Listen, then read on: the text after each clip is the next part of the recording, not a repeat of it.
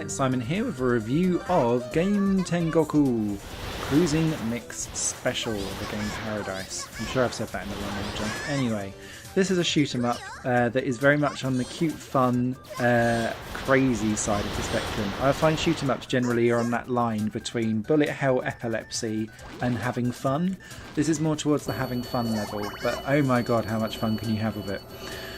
So the reason why I was really interested in this shoot 'em up, I love a themed shoot 'em up, Harmful Park, and this kind of falls into that category. So each world and level takes place inside a computer game, or an element of a computer game. So you're in an arcade machine for the first level, then you're in like a seaside crane toy grabber one for the second one.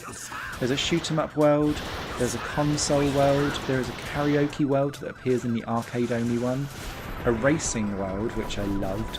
A retro world is my favourite though, because it's got like Breakout and Pong and Space Invaders all in it. Good fun.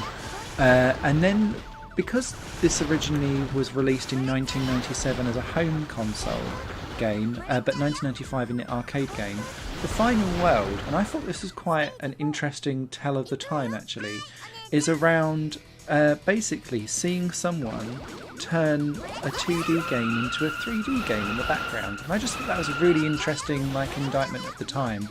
Almost like I'm going to make polygons. I'm the baddie. Now the game itself is quite easy, and the reason why it's quite easy is because you have infinite continues, so you can just keep mashing those buttons all the way home.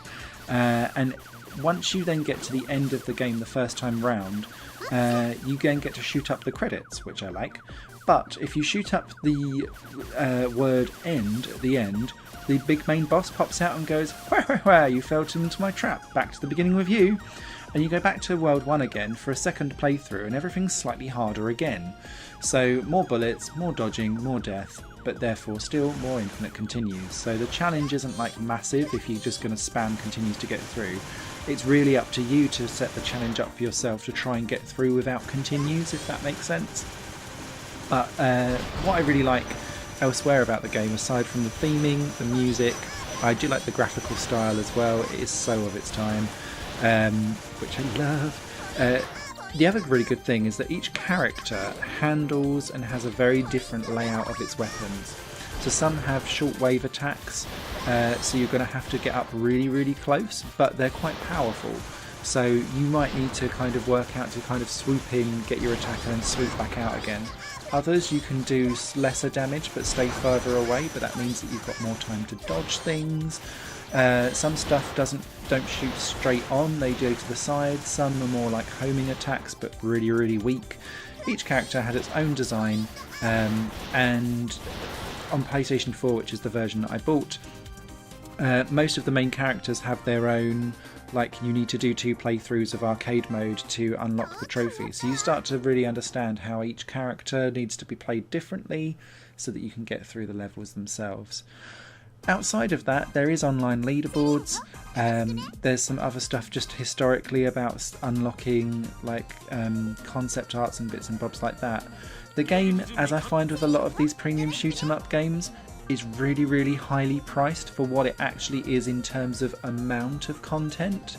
But I'm so glad that this game has been redone and revisited and re-released in all of its glory, essentially, because it is an absolute blast to play.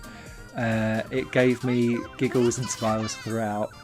Is it genuinely worth that price? Probably not, but I don't regret paying for any of it at all.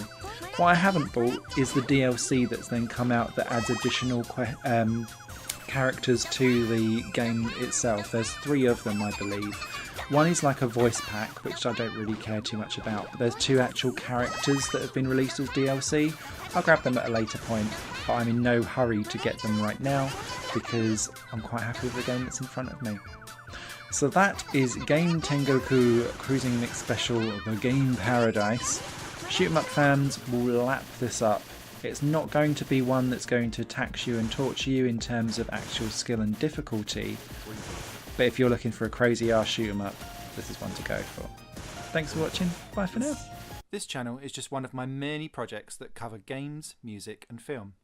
If you enjoy any of these and would consider supporting me to develop further in the future, you can do so by visiting patreon.com/Satorimon. Thank you for your time and for watching the video.